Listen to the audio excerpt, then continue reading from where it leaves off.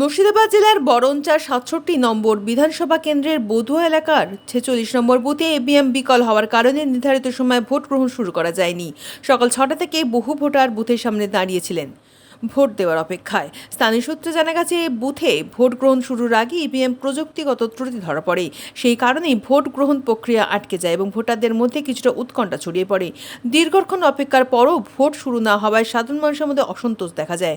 ভোটারদের অভিযোগ, সকাল থেকে লাইনে দাঁড়িয়ে সকালেই ইভিএম খারাপ থাকার কারণে তারা এখনও পর্যন্ত ভোট দিতে পারেননি। প্রশাসনের পক্ষ থেকে দ্রুত বিকল্প ইভিএম আনার চেষ্টা চলছে বলেই জানা গিয়েছে। নির্বাচন কমিশনের নির্দেশে বিষয়টি খতিয়ে দেখা হচ্ছে এবং যত দ্রুত সম্ভব ভোট গ্রহণ স্বাভাবিক করার উদ্যোগ নেওয়া হয়েছে। বুথে পুলিশ ও কেন্দ্রীয় বাহিনী উপস্থিতি রয়েছে যাতে পরিস্থিতি শান্তিপূর্ণ থাকে। কখন থেকে দাঁড়িয়ে আছেন? কি প্রবলেম কি? কি এখনো ভোট শুরু হয়নি?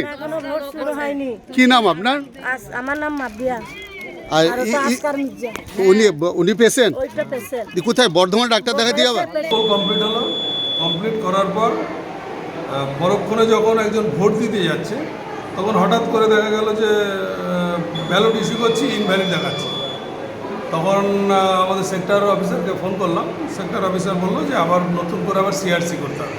আমি টোটাল ক্লিয়ার করে ওনাদেরকে দেখিয়েও দিয়েছিলাম। তারপরে বললো আবার সিআরসি করতে হবে, সিআরসি করার পর আবার ওকে হয়ে যাবে। এখনো ভোট শুরু করা যায় না না না, এবার কি ঠিক আছে? হ্যাঁ, এবার আশা করি ঠিক হবে।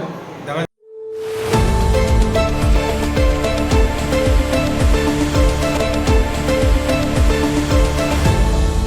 আপনারা দেখছেন এই বেলা বাংলা, শিরোনামে সবার আগে।